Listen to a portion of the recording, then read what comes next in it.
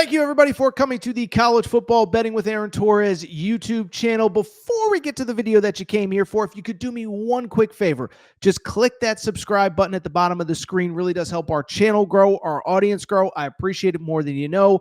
Also, if you want to, click the little bell notification so you know anytime any of our previews go live. We appreciate your support. Now, here's the video that you came here for. We are, of course, talking about the SEC opener for Auburn and Oklahoma. This game is in Norman. All of our odds presented by Circa Sportsbook, Circa Casino. Remember, if you're on the East Coast, we have a new Circa Sportsbook, Mint, Kentucky Downs, Franklin, Kentucky. Oklahoma in this game is a 6.5-point favorite. The over-under is set at 48. Let's go ahead and dive in. And let me start by saying this. You know, credit to both of these teams, credit to both of these programs. Listen, season is far from done, and a lot can change. But at the same time, these were two programs that were very much in the crosshairs 6-8 weeks ago.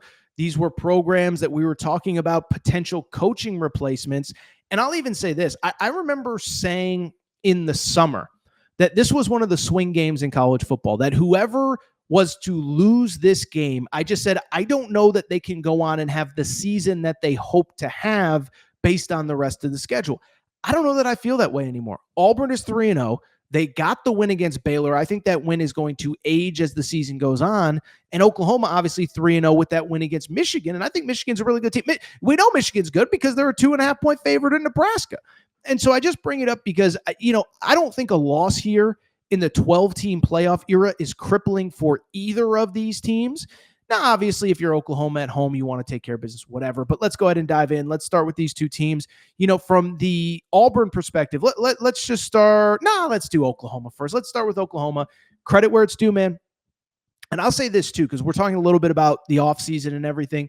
With Brent Venables, I'll give him credit for one thing. I think there's a lot of levels of football where defensive head coaches really have a hard time acquiescing power to offensive coaches and offensive coordinators. Look at what's going on at North Carolina right now. That Bill Belichick North Carolina offense looks a lot like the Bill Belichick New England Patriots offense of the last couple of years.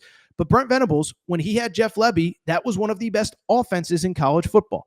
Jeff Lebby leaves, he whiffs on the coordinator, goes out and gets Ben Arbuckle.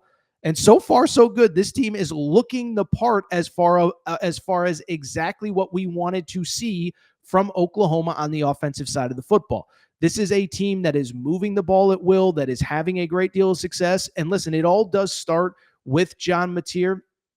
John Mateer, listen, I think if they win this game, we're maybe talking about him as the Heisman Trophy favorite going into week 5. 68% completion percentage, 5 touchdown passes. He also has another 5 touchdown runs, 74 yards on the ground. I thought was the difference against Michigan. Does turn the ball over a little bit, 3 interceptions, 1 in each game. But listen, I'll say this. When you have at least 1 passing touchdown and at least 1 rushing touchdown, that's still a net positive. It gets a little loose with the ball sometimes, but the counter to that is he finds the end zone an awful lot as well. Run game probably outside of Mateer needs to be a little bit better, but let's also spend a half a second giving credit to that defense because even as good as the offense is, really hasn't missed a beat. Top 10 in the country in total defense, top 10 in the country in scoring defense, top 10 in the country in pass defense.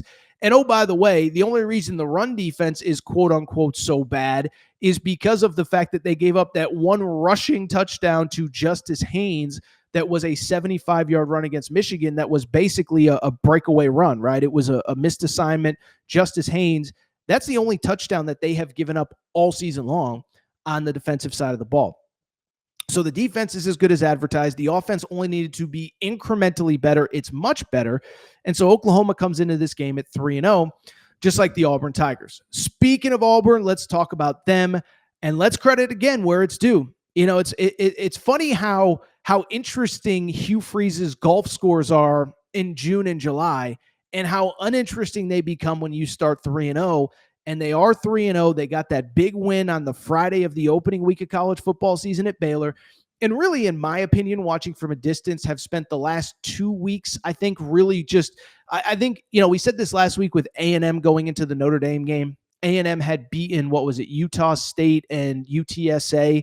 And I said it looked like A&M from a distance was using those as essentially preseason games, the way that NFL teams use preseason games to warm up for the season. Well, I bring it up because that's kind of what Auburn has done the last 2 weeks post Baylor. Against Ball State and South Alabama, I think it's been about shoring things up going into SEC play. So going into this one, as far as Auburn's concerned, they're playing really well. Obviously, probably the first preview you've heard where we're 4 minutes into the preview, we haven't even mentioned it's Jackson Arnold's return game. But again, a credit to everybody involved with Jackson Arnold. One credit to him, found the right spot in Auburn. Hugh Freeze is getting the most out of him. And really quickly, I don't want to turn this into a Brent Venables gush fest here, but like Venables says, it keeps saying all the right things. SEC Media Days this week leading into the game of just like, listen, Jackson's an incredible talent. We didn't utilize him.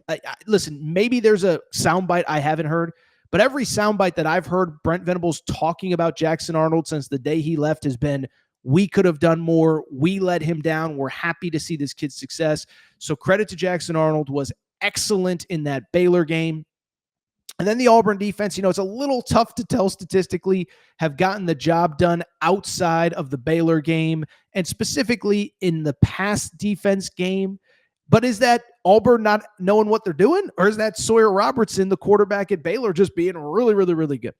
So those are the previews of those two teams. And as far as this game is concerned, listen, I don't know if it's controversial or not. I'm actually going to take Oklahoma to win and Oklahoma to cover at home. Why would that be controversial? Just because it's, it's close to a touchdown for 2-3-0 teams.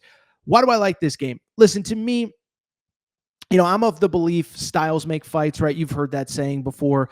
The best boxing matches aren't necessarily between the best, fighters, but guys whose styles kind of whatever. And sometimes you can have a great boxer, but the style just doesn't match up. And I kind of feel that way about Auburn coming into this game against Oklahoma. When you look at Auburn, what do we know about Auburn? Well, listen, we know that Jackson Arnold can make plays with his legs. He has proven that dating back to last year when he was at Oklahoma and he beat Alabama in Norman, right? So we know he can make plays. Listen, he's had moments this year where he's been able to throw the ball. I think most specifically against Ball State when Hugh Freeze basically just told him, do not run the ball, 24 of 28 passing in that game. But then you look at his other two games, and it's not as though Jackson Arnold was bad in any way, shape, or form, but they really clearly reverted to his legs in that Baylor game.